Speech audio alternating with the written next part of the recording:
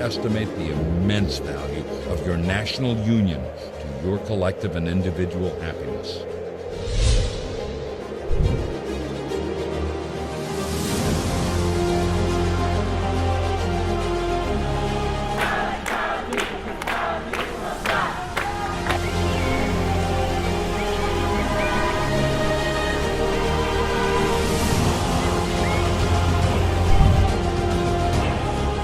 Slight shades of difference, you have the same religion, manners, habits, and political principles. You have in a common cause fought and triumphed together. The independence and liberty you possess are the work of joint councils and joint efforts, of common dangers, sufferings, and successes.